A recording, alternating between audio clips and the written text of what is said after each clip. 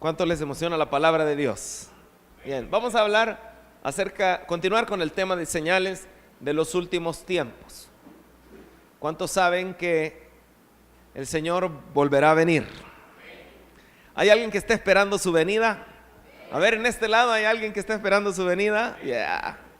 De este lado habrá alguien que esté esperando la venida del Señor. Te felicito porque la Biblia dice que hay una corona preparada para los que aman su venida. La única manera que tú no ames la venida del Señor es porque hay algo que todavía falta arreglar.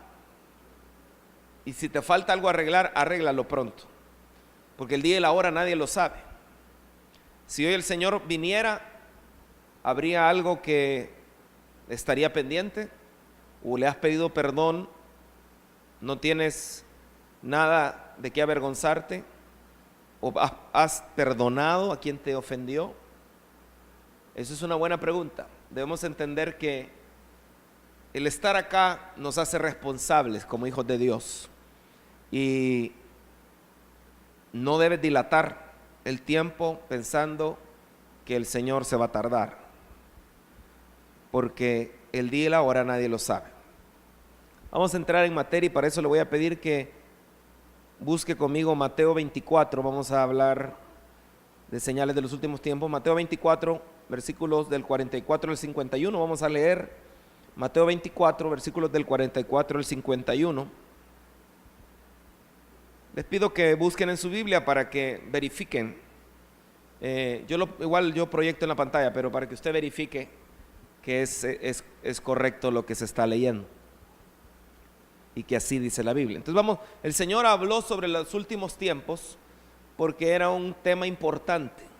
Hoy en la tarde leía un versículo que dice que nosotros tenemos que pensar las cosas correctas, y una de las cosas que te hace fracasar en la tierra es no pensar, no ocupar tu mente en las cosas correctas. Entonces no se pierda este domingo lo que vamos a estar compartiendo.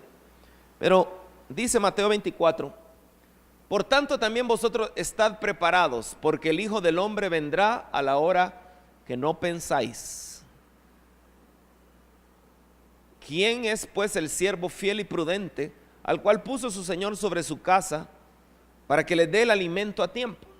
Bienaventurado aquel siervo al cual, cuando su Señor venga, le halle haciendo así. ¿Haciendo qué? ¿Haciendo qué cosa? Volvamos a leer. ¿Quién es pues el siervo fiel y prudente, al cual puso su Señor sobre su casa, para que le dé el alimento a tiempo? Bienaventurado aquel siervo al cual, cuando su Señor venga, le halle haciendo así. ¿Le halle haciendo qué?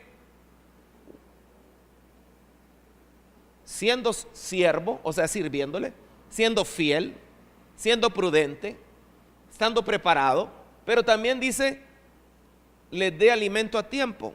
¿Qué significa eso? Usted debe alimentar a otros con la palabra de Dios. El alimentar con la palabra no es algo exclusivo de los pastores o líderes. ¿Por qué? Porque la Biblia dice, id y haced discípulos. ¿Qué significa eso? Su compañero de trabajo puede ser.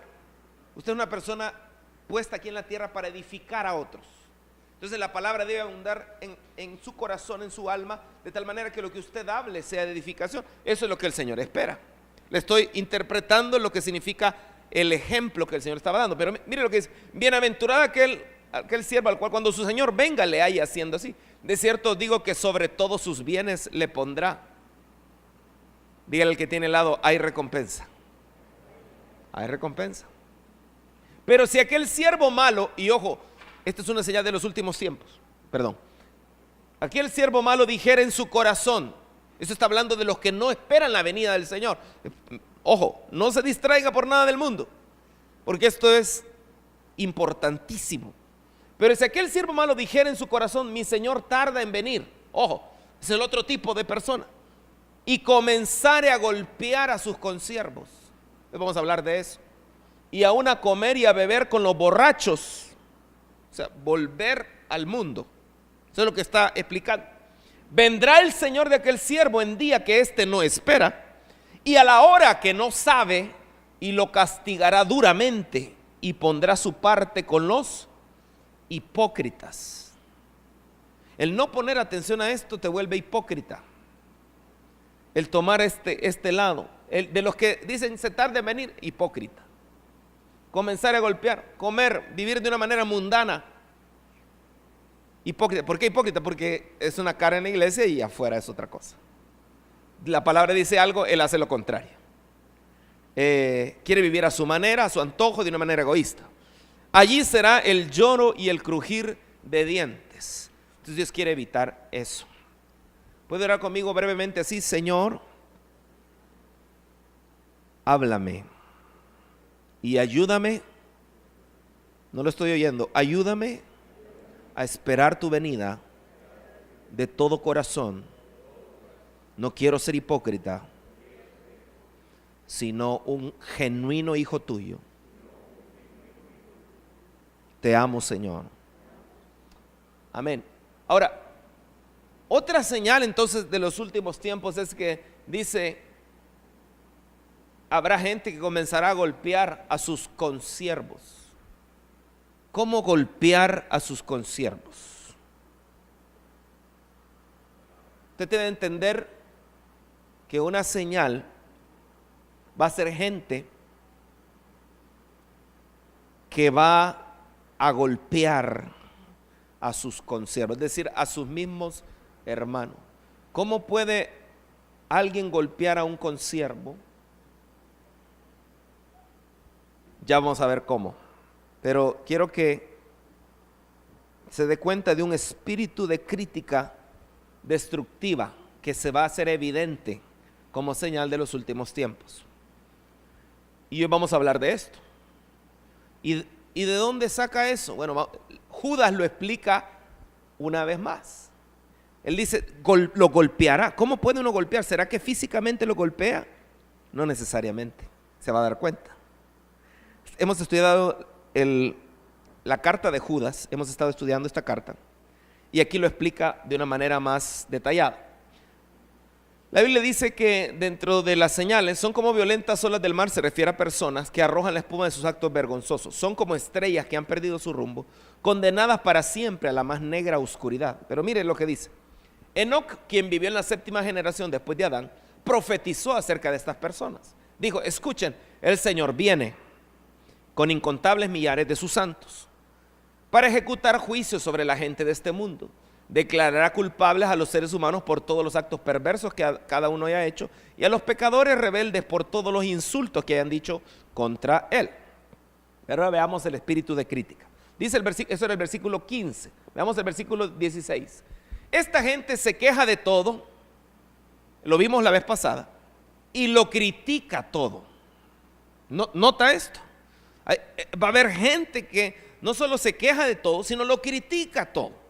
La vez pasada estuvimos estudiando acerca de la queja. Veíamos que la queja era un resentimiento, disgusto que se tiene por la actuación o el comportamiento de alguien, que era una reclamación o protesta que se hace ante una autoridad a causa de un desacuerdo o inconformidad. Es un repaso. El pueblo de Israel no entró a la tierra prometida por causa de ser quejumbrosos. Usted como hijo de Dios no puede darse el lujo de ser quejumbroso. Si usted es amigo de un hermano que solo se pasa quejando, tenga cuidado, ayúdele y dígale, hermano, mejor alabemos al Señor, mejor démosle gracias, mejor seamos de los que ponen en nuestra boca palabras de agradecimiento al Señor. La queja es una expresión de duda de la bondad de Dios. ¿Por qué de duda de la bondad de Dios? Jamie, Dios nunca va a permitir algo que no esté filtrado por su amor y porque te ama y quiere las cosas buenas para ti. A pesar de todo lo malo que aparentemente pasó, es por tu bien. Ahorita tal vez uno no lo puede ver. Yo como ejemplo, no es que pase algo con ella, pero por decir, es decir, aún las cosas que uno dice, Señor, ¿y por qué permitiste esto en mi vida? Al final de los tiempos usted entenderá que fue por su bondad y no por algo malo. La Biblia dice, todas las cosas ayudan a bien a los que... Pero si tú no amas a Dios, no vas a ver eso, sino que vas a ser quejumbroso. Y por eso, cuando uno no ama a Dios, es quejumbroso. Se queja de todo. Pero cuando uno ama a Dios, puede alabarle aún en medio de las situaciones adversas. Jesús Jesús ponía el dolor o insatisfacción delante de la presencia del Señor. Él sudaba como grandes gotas de sangre. Y alguien diga, pero es que hay cosas que yo no estoy de acuerdo. Pues el problema es que la gente quejumbrosa no lo lleva delante de la presencia del Señor, y entonces lo lleva a las personas equivocadas, y de cierta manera ponen mal a Dios, porque se queja y en otras palabras está diciendo: Dios no está haciendo bien su trabajo. Lo hablábamos la vez pasada, solo es un repaso. Y el problema de la queja radica en su origen, porque el que se queja, como vimos en el pueblo de Israel, cree una mentira. El pueblo de Israel se quejaba: mejor nos hubiéramos quedado en Egipto, allá estábamos mejor. Eso es mentira, no estaban mejor. Por gusto, aquí, a morir nos trajeron. No es cierto. O sea, la queja exalta al diablo, porque exalta una mentira. En cambio, el que alaba a Dios, el que le adora aún en medio de la queja, ese está honrándole y levantando un perfume agradable al Señor, porque aún en medio de lo difícil sabe que Dios va a tornar eso para su bien y no para el mal. ¿Es fácil? No, pero es de maduros. La Biblia habla, la queja es tan tremenda que es mejor vivir solo en el desierto que con una esposa que se queja y busca pleitos. Y un esposo también. Pero se imagina, todavía la Biblia respalda: mejor en el desierto, pero tranquilo, que con una esposa que toda la vida. Gracias a Dios que mi esposa no es así. Por eso ya llevamos 22 años. Grave es esto: la queja representa inconformidad con la voluntad de Dios. Imagínense que el domingo haya habido alguien que diga: no, hombre, hermano Ricardo, y por qué regada, no va a compartir usted, y mejor haber sabido, no hubiera venido. Queja. Haber sabido, mejor hubiera hecho otra cosa.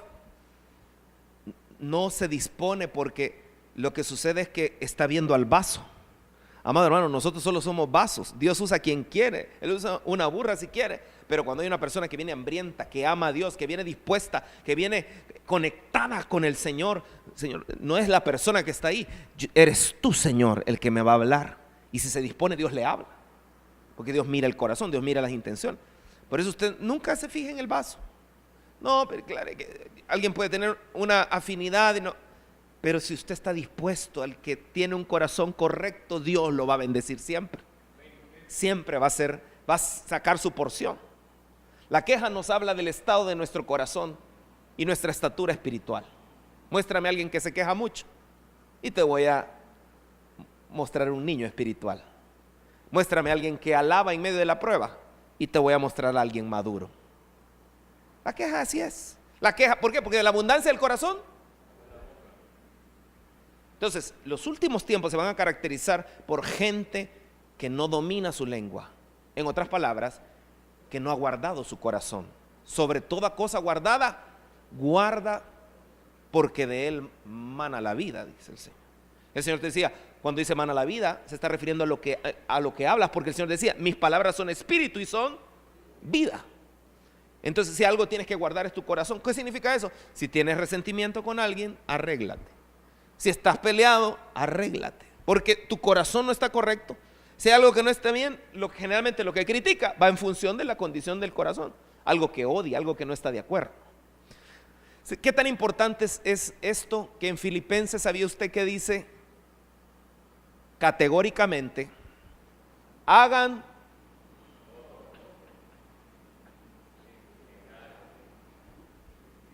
¿qué debo hacer sin quejarme?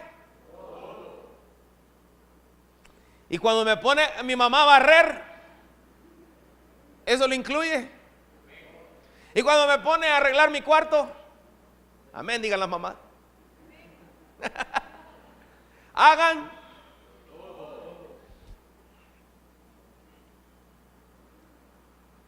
Y cuando nos toca ayudar aquí, me toca servir, hagan todo sin quejarse.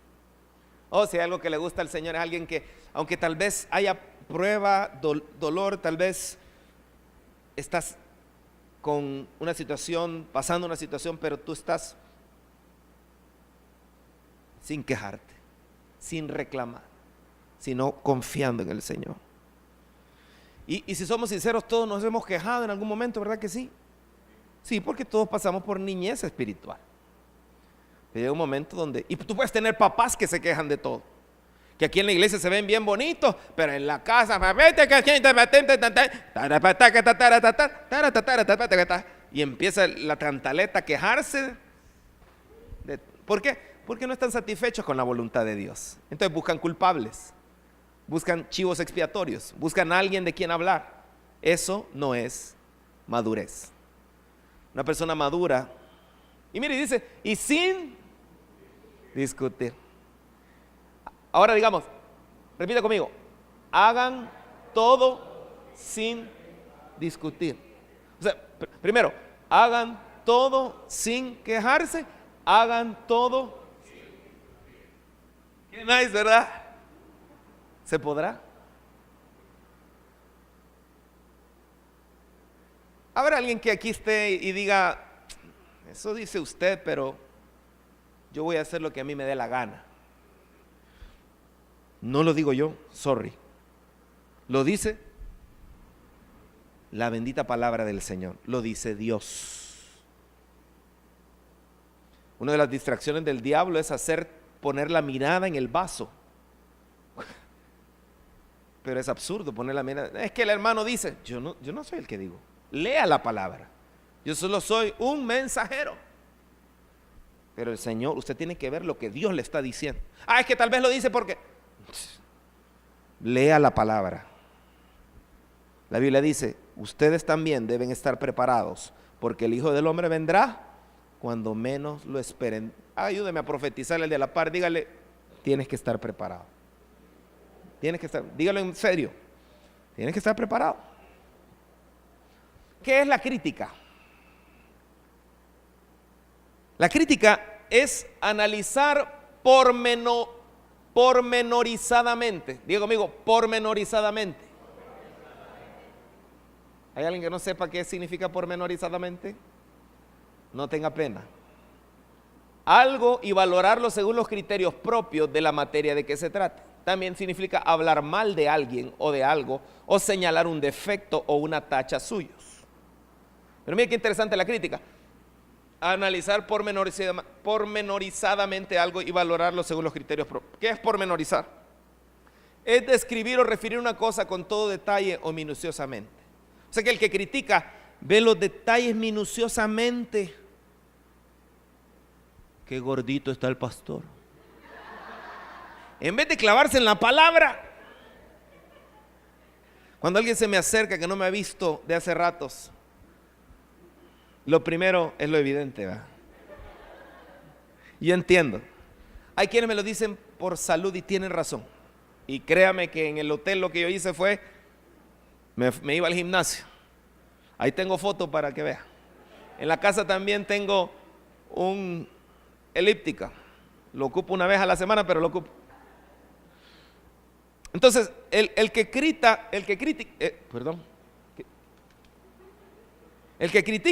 se fue. Se apagó. Bueno, el que critica analiza y lo valora según sus propios criterios.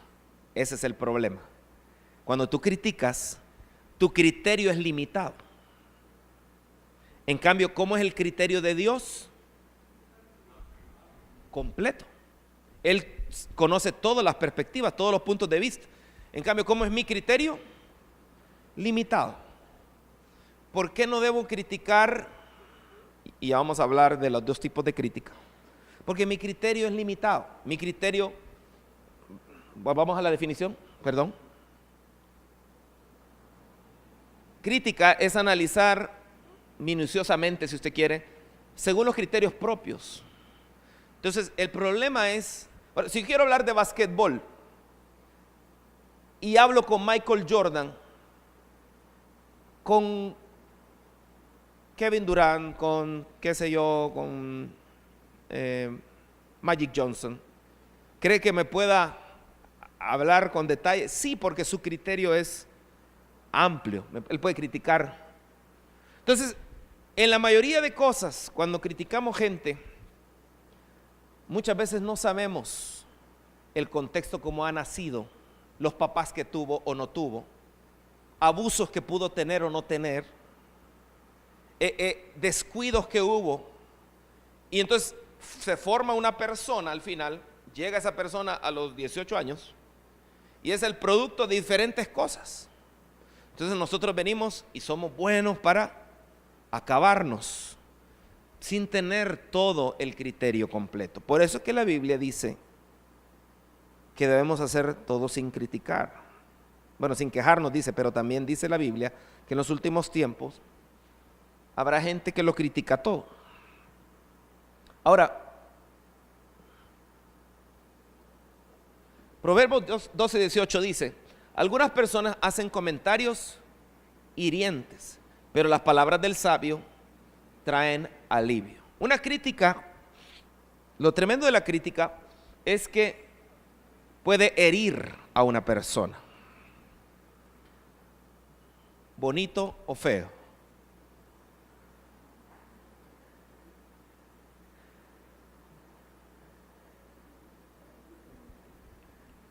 Las bonitas se fijan en lo feo, dice. Por eso Chely me buscó. Cuando yo estaba en 5º grado,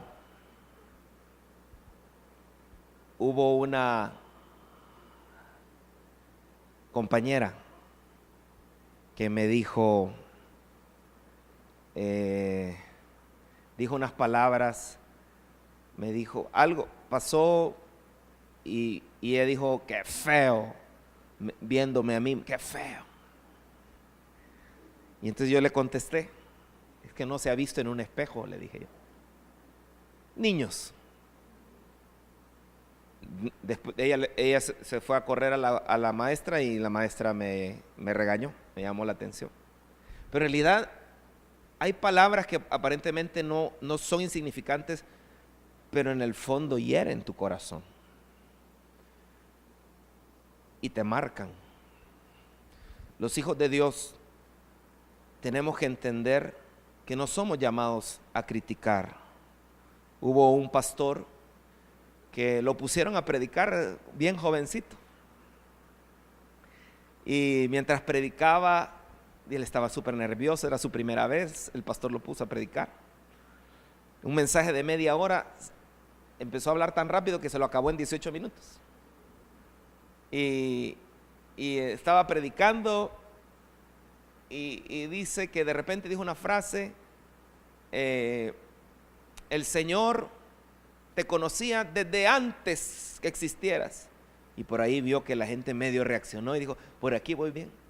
El Señor te conocía desde antes que tu mamá conociera a tu papá. Y entonces sintió que había un feedback de la gente. Y dijo, el Señor te conocía antes que tu papá sintiera picazón. Dice que la cara de la gente se puso. Dijo él, la regué.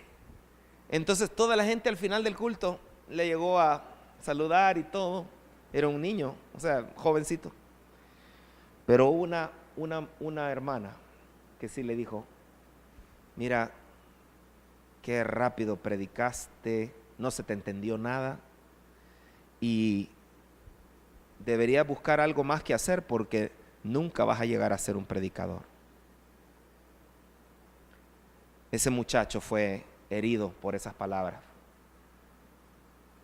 pero gracias a Dios el pastor lo tomó y lo llevó a su oficina y le dijo, predicaste bien rápido, pero me ganaste porque la primera vez que yo prediqué, yo en 15 minutos un mensaje de 30, yo la hice peor que tú. Y después le dijo, nunca había visto tanta profundidad en algo que dijiste y me gustó mucho. Mire, ese pastor compensó la herida que el diablo quiso causar a través de la crítica en el corazón de ese muchacho.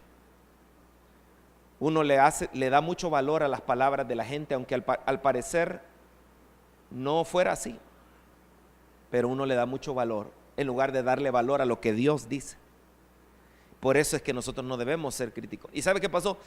Ese pastor evitó que se perdiera un tremendo predicador, y que hoy en día tiene una iglesia que está siendo de gran influencia y tiene un montón de sedes en Estados Unidos. Pero el diablo quiso destruirlo. ¿Quién no va a tener problemas en su primera vez que hace algo así? Pero por eso es que nosotros tenemos que tener cuidado de nuestras palabras. Como le decía, la crítica radica el problema en las limitaciones de mis criterios. Esa mujer solo quiso sacar lo que estaba en su corazón, se sentía insatisfecha. Tal vez dijo: ¿por qué no predicó el pastor? Yo esperaba que predicara el pastor. Un niño ponen a predicar, ¡qué barbaridad! Eso estaba en su corazón. Pero ella se paró y entonces sacó su amargura contra el niño, y estuvo a punto de acabarse una persona y herirlo. Pero bendito Dios que el Señor lo rescató, y hoy en día ha ganado miles de almas. Y yo lo veo a veces por televisión y es tremendo lo que él ha hecho. Crítica. ¿Por qué? Porque somos egoístas, solo estamos pensando en nosotros, no nos disponemos. Debemos crecer al punto de: Señor, tú me vas a hablar, tú me vas a hacer que yo llegue a un punto donde la crítica no me domine, no sea egoísta, sino piense también en el corazón del otro. Hay dos tipos de crítica: constructiva y... Exactamente.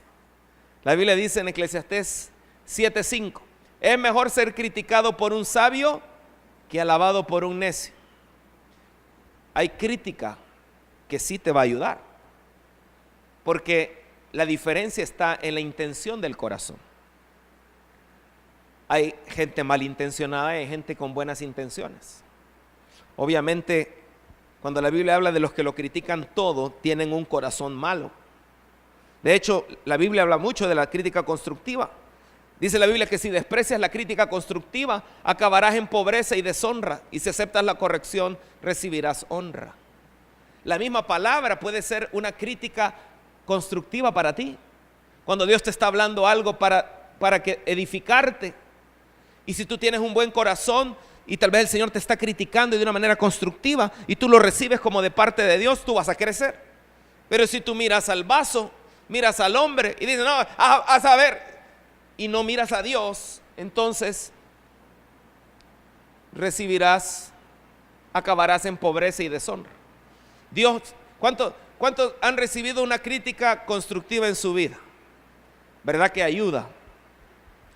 La Biblia dice que si escuchas la crítica constructiva, dice Proverbios 15:31, te sentirás en casa entre los sabios. Si rechazas la disciplina, solo te harás daño a ti mismo. Pero si escuchas la corrección, crecerás en entendimiento. El temor del Señor enseña sabiduría, la humildad precede a la honra. Qué interesante que Dios lo conecta, porque el humilde recibe la crítica constructiva, pero el orgulloso no la recibe. Siempre busca argumentos porque es egoísta, porque solo está pensando en sí mismo.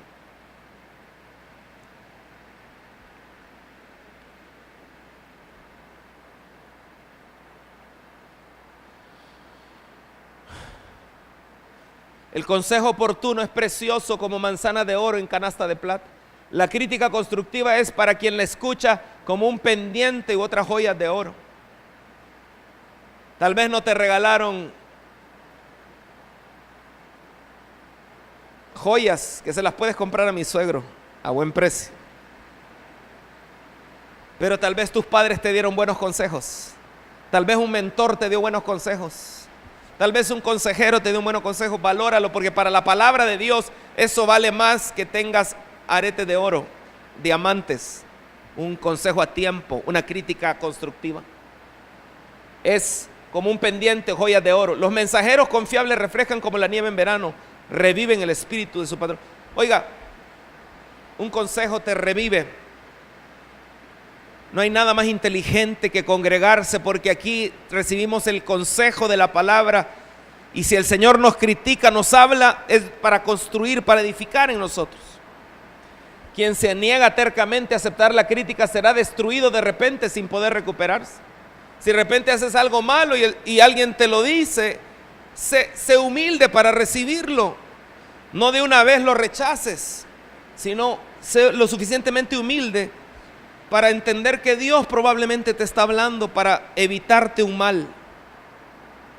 Quien solo vive pensando en dinero acabará más pobre de lo que se imagina.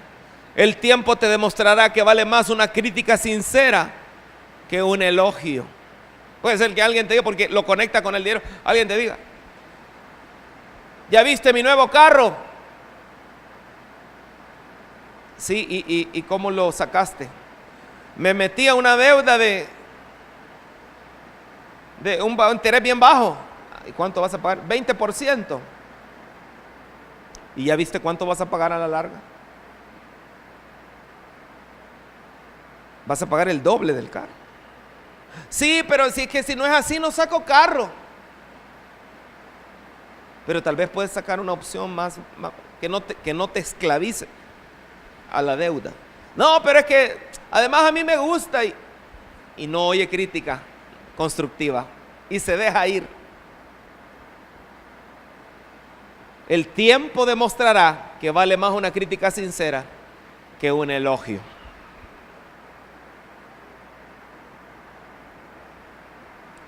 Hay crítica que destruye definitivamente. Y Santiago nos advierte de esto en el capítulo 4. Mire qué lindo esto, mire qué belleza. Dice: humíllense delante del Señor y Él los levantará con honor. Amados hermanos, no hablen mal los unos de los otros. No hablen mal los unos de los otros. No hablen mal los unos de los otros. No hablen mal los unos de los otros. Si tu papá en la comida, si tus papás a la hora de comer solo empiezan a hablar mal de los hermanos, a hablar mal los unos de los otros, a hablar mal de líderes, a hablar mal de esto, algo está mal. Tú tienes que levantarte y decirle a tu papá o tu mamá: stop. Eso no es lo que la Biblia me enseña a mí. Si tienes algo que criticar, mejor háblalo directamente, porque si no eres un cobarde, que eso es bueno para hablar a las espaldas, pero no hablas de frente. Cobarde. Cobarde. Cobarde. Como ustedes no son, pues no hay problema, lo podemos decir con libertad, porque ustedes no lo son. Pero es un cobarde, eso es lo que es. Pero el que tiene valor sabe que va a mira, esto no me parece. Hermano, la cosa no es así como tú lo dices, porque esto y esto. Oh, no sabía. Porque muchas veces uno critica de cosas que no conoce al 100%. Entonces no caigas en la trampa del diablo. Mira lo que dice: si se critican y se juzgan entre ustedes, entonces critican y juzgan la ley de Dios. Les corresponde en cambio obedecer la ley, no hacer la función de jueces. Ese es el problema. Hacemos la función de jueces cuando la Biblia dice: solo Dios, quien ha dado la ley, es el juez. Puede decir conmigo: solo Dios es juez. Solamente Él tiene el poder para salvar o destruir. Entonces, ¿qué derecho tienes tú para juzgar a tu prójimo? ¿Qué derecho tienes tú para juzgar a tu prójimo? ¿Qué derecho tienes tú para juzgar a tu prójimo? Como está lloviendo, Anet, ¿puedes venir, por favor? Déjeme contarle la historia de... Uy, no se vaya a caer, no se vaya a caer. ¿Se acuerdan de Aarón y Miriam? En número 12 nos habla que Aarón y Miriam eran hermanos.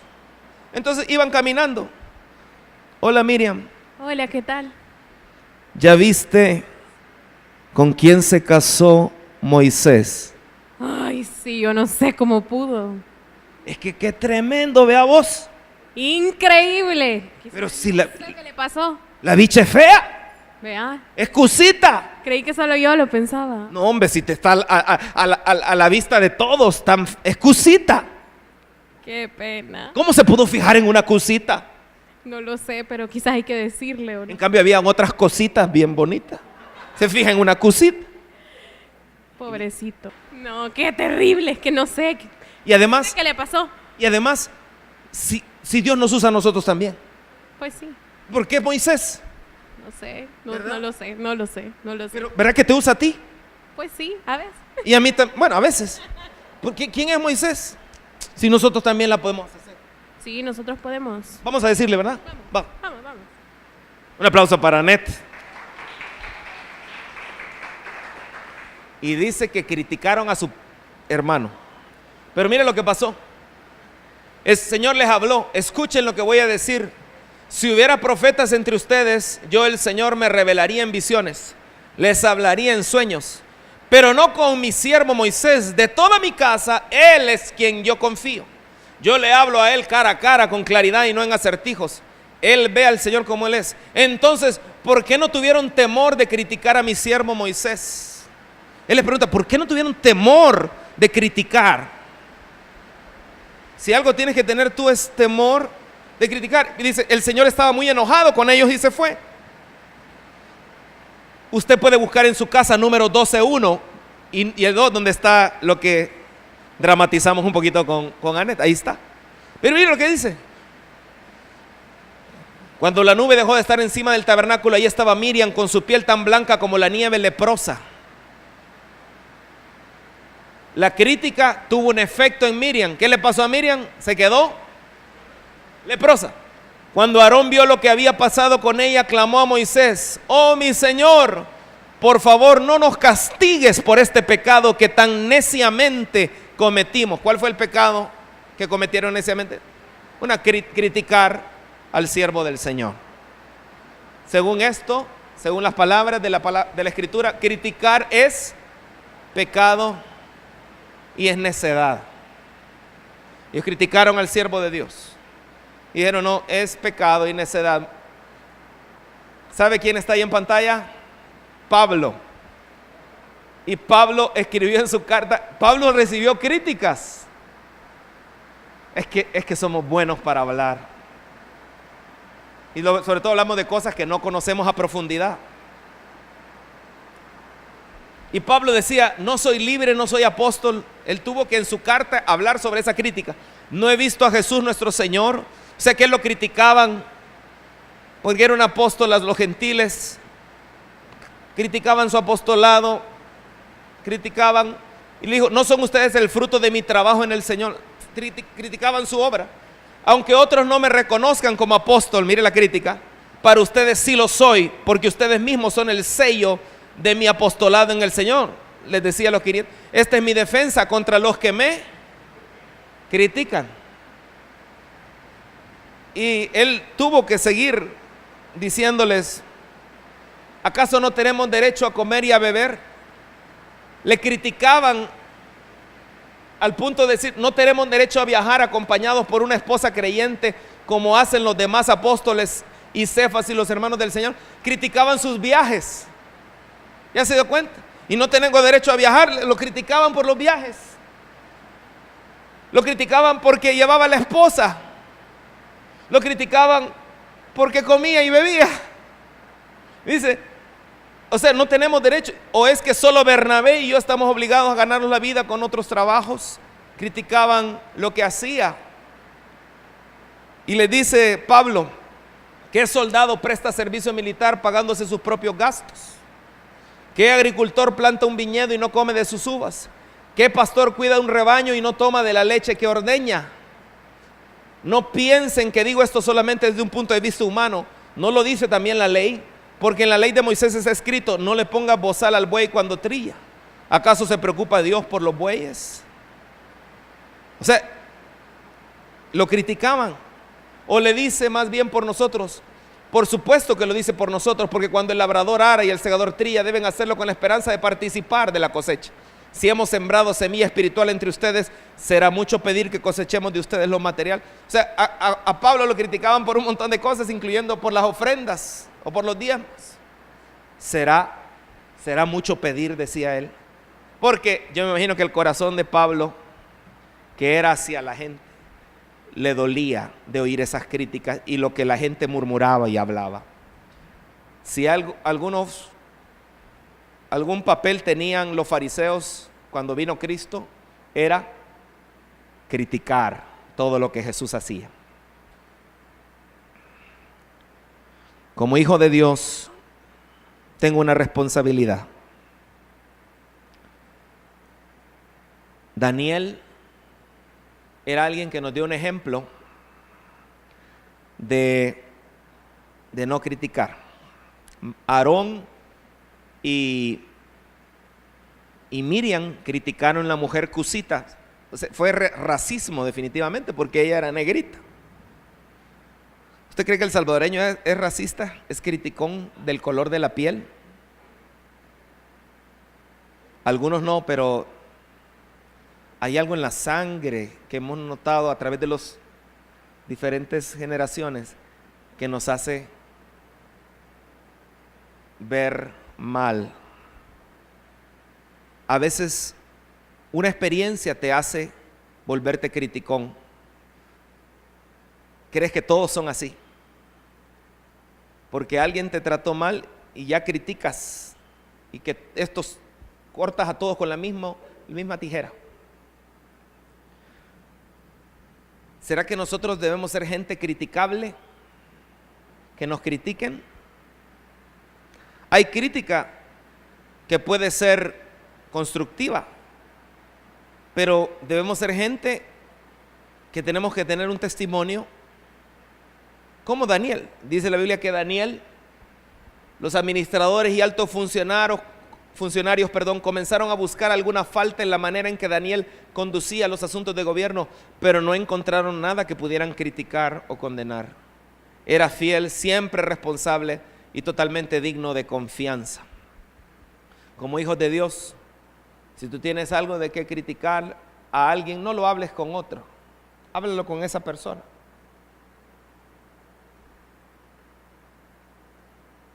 Pero debemos buscar que nuestro testimonio no lleve a que recibamos crítica, sino que podamos glorificar al Señor. Siempre puede haber gente que critica de afuera, porque el diablo busca destruir. Pues Dios trabaja en ustedes y les da el deseo y el poder para que hagan lo que a Él le agrada. Hagan todo sin quejarse, sin discutir, para que nadie pueda criticarlos. Lleven una vida limpia e inocente como corresponde a hijos de Dios, y brillen como luces radiantes, luminares, en un mundo lleno de gente perversa y corrupta. Nosotros no somos llamados a ser corruptos ni perversos, sino brillar en este mundo. Aférrense a la palabra de vida. Entonces el día que Cristo vuelva, me sentiré orgulloso de no haber corrido la carrera en vano y de que mi trabajo no fue inútil, decía el apóstol Pablo. Hay un teólogo llamado Abel Flores Acevedo. Él escribió un libro que se llama Palabras que Alumbra, y en este libro escribe él: con frecuencia nos dejamos llevar por el impulso de juzgar sin misericordia, y la mayoría de las veces observamos detalles mínimos sin trascendencia. Es como si viéramos la paja y nosotros no observáramos nuestras propias faltas. Lo lamentable es que esto ocurra entre hermanos, oficiales y líderes de la iglesia, incluso entre ovejas y el pastor. El fenómeno cunde por todos los rincones del cristianismo, entre jóvenes y viejos, en el púlpito y los asientos, entre grandes y pequeños. Sin lugar a dudas, la enfermedad más urgente a curar es la de la lengua. Qué interesante, ¿verdad? Voy terminando. Preguntas a hacerme antes de criticar, porque claro, algo tengo que hacer para no seguir ese mismo camino. Tú dirás: hermano, me he dado cuenta que sí soy un criticón. Qué bueno. Dios trae luz, pero no puedes seguir el mismo camino. Tal vez tu mamá es criticona, tu papá es criticón. Entonces, por ende, tú piensas que eso es lo normal, porque has crecido en un ambiente así.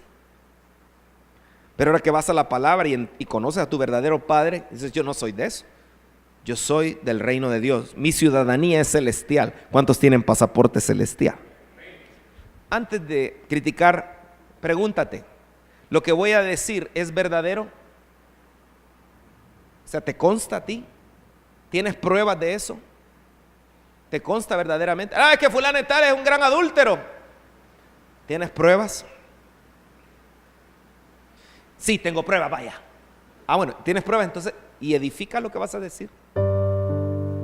Porque la Biblia dice, primero la Biblia dice que debemos hablar con la verdad, porque el padre de la mentira es Satanás. Y si tú no tienes pruebas de lo que vas a hablar, entonces le estás jugando el juego al diablo, estás sirviéndole al diablo porque él es padre de toda mentira. Lo que vas a decir edifica, es edificante, o sea, sirve para el crecimiento de tu hermano, o en lugar de edificar destruye.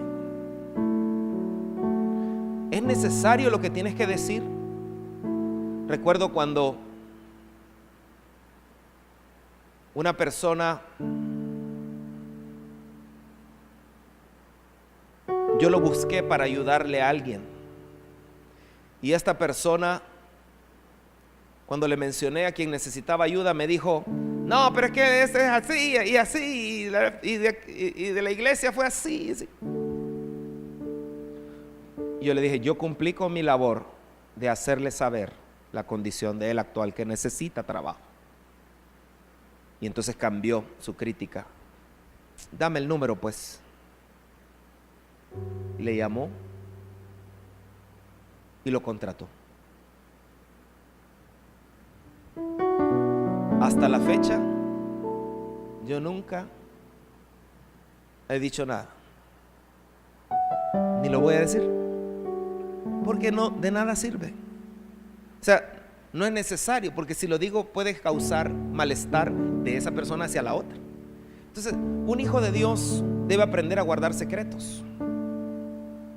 ¿Por qué? Porque hay cosas que uno tal vez dice sin pensar, porque el diablo tal vez puso palabras en la boca. Entonces hay cosas que mejor tú tienes que aprender a callar. Pero ¿qué nos cuesta mantenernos callados? Pero eso es parte de una madurez. Penúltimo, ¿lleva amor mi crítica? Porque si lleva amor va a ser constructiva, pero si lleva odio va a ser destructiva. Una crítica que lleva amor va a buscar que el otro no cometa un error y protegerlo y guardarlo del mal. Pero si no lleva amor, y la crítica puede llevar odio, no amor. Usted no es de esos. You are better than that. Usted es un hijo de Dios, una hija de Dios. Esa es tu identidad. Tú tienes la mente de Cristo y tus palabras deben ser espíritu y vida. Termino. Eso que vas a decir, si tú estuvieras del otro lado, ¿te gustaría que te lo dijeran? Porque la Biblia dice que la regla de oro es: no hagas con tu hermano lo que no te gustaría que hicieran contigo. ¿Te gustaría que a ti te dijeran eso? Porque eso va a ser la diferencia. Si yo estuviera del otro lado, sí me gustaría que me advirtieran con una crítica constructiva si voy en mal camino. Pero si es una crítica que lo único que va a buscar fue herirme, afectar mi identidad, afectar mi relación con Dios, afectar lo que yo creo de mí, que solo busca destruir, es el diablo probablemente el que está detrás de esa lengua. Y en los últimos tiempos habrá gente que todo lo critica. Padre,